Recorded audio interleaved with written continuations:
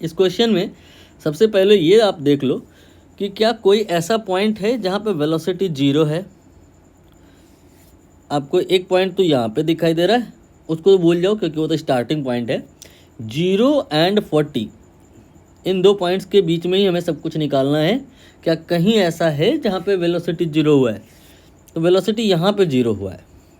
और यहाँ पे क्या ऐसा हुआ है कि थोड़ा पहले और थोड़ा बाद में, 20 के थोड़ा पहले और थोड़ा बाद में, फॉर एग्ज़ाम्पल यहाँ और यहाँ वेलोसिटी का जो नेचर है वो अलग अलग है।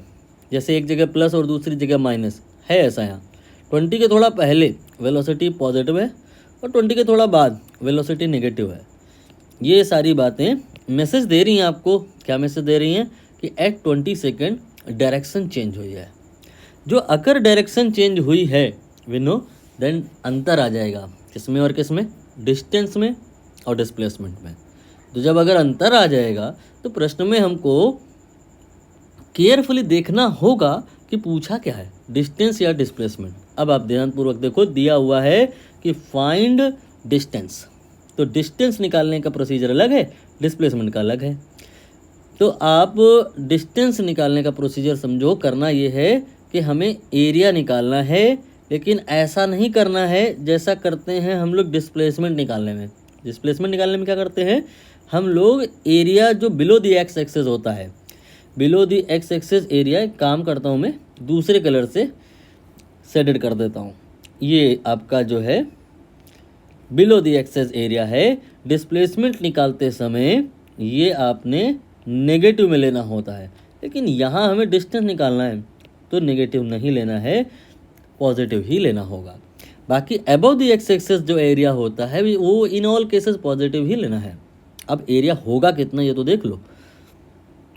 Figure here is of triangle and triangle का जो एरिया होता है वो होता है half, then into perpendicular, then into base, right. Then half perpendicular, यहाँ पर इस ट्राइंगल की बात हो रही है। इस ट्राइंगल का परपेंडिकुलर कहाँ पर है? ये वाला जो आपने बनाया ये परपेंडिकुलर है। इसका वैल्यू कैसे निकालेंगे? इस पॉइंट के ठीक सामने 0 है, इस पॉइंट के ठीक सामने 5 है, इसको इससे माइनस करो तो 5 आ जाएगा परपेंडिकुलर का वैल्यू। और बेस का वैल्यू है आपका कहाँ से कहाँ तक? इधर 0 से लेके 20 तक, ये है बेस का वैल्यू। तो बेस का वैल्यू निकालने के लिए क्या करेंगे? 20 में से 0 को घटा देंगे तो 20 माइनस 0 ये आ जाएगा बेस। अब वैल्यू पुट कर दीजिए, ये आ जाएगा आपका परपेंडिकुलर 5 बेस 20, सॉल्व करेंगे तो ये आएगा 10 5 ज़ा 50।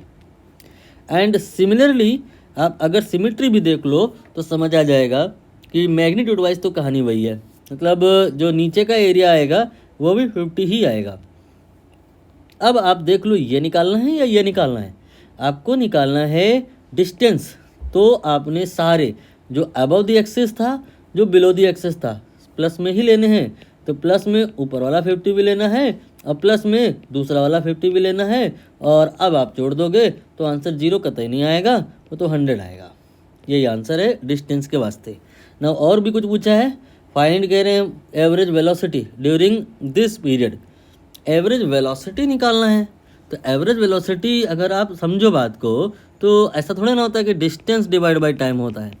डिस्टेंस डिवाइड बाय टाइम ये एवरेज वेलोसिटी नहीं होता है, ये एवरेज स्पीड होता है, जो यहाँ पूछा नहीं गया लेकिन हम निकाल सकते हैं, बहुत आराम से निकल आएगा। 100 मीटर डिवाइड बाय 40 सेकेंड जो कर दिए तो ये आएगा 2.5 राइट मीटर पर second value of the average speed. ये नहीं पूछा है, ये हमने फुकट में निकाला है, एवरेज वेलोसिटी पूछा है।